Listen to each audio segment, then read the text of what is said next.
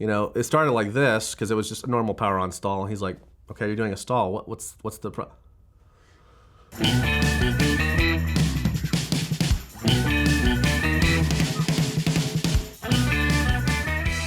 Once upon a time when I was a student pilot and I had 25 hours, my CFI told me on the second or third solo, because the first one he said, literally just go out and enjoy yourself and don't do anything else. No stalls, no steep turns, nothing stupid. Keep your airspeed and bring it back, full stop. That happened on the first solo. Second or third, I said, okay, I need to start practicing these maneuvers by myself so that when the check ride comes, I'm not, ooh. So he endorsed me. He said, all right, you can do stalls, you can do steep turns, turns around a point, and all that private pilot stuff.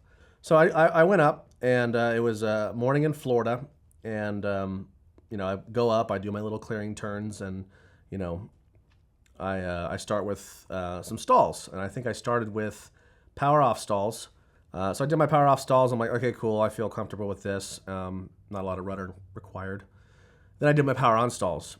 So I did one, and it didn't exactly break, but I got nervous. So I kind of stopped it myself, and I said, all right, let me reset, just loosen up a little bit. And then I did a second one. And that one, I did it into the sun. Dumb decision. So I'm going, and I'm literally talking the airplane like, come on, baby, let's go, and then we get to the top of the stall, I lose my airspeed, so I start to do this, and I start to do that. And then, of course, she brakes, and she goes. And, literally it was 5 seconds of my life that felt like an eternity, and I yelled, oh, shoot. And then I brought it back up, and I recovered. The ironic part about all this is the night before I had studied recovery from a spin. I had literally opened the POH and I memorized it. The plane I was in was not certified for it. Even in the utility category, it was an N172N model. And then I went back to the airport. I did some S turns around a point, S turns around a road, and then turns around a point. I'm like, okay, how easy is it to turn? And I actually went back and I did some touch and goes, and my mind was not like, oh crap, I almost just died because didn't know what I was doing or whatever. Or went back to the flight school, parked it, did all my stuff, tied it down, called the fuel truck, and I was done. And I unhooked my GoPro, which was recording, and I brought it into my flight instructor. And I walk into the office and he goes, hey, how was it? And I said, well, let's just say that 926 is certified for spins now. And he goes, what? And so I said, let me show you. So I pulled out the GoPro's card, we plugged it into a computer, and I showed him right away.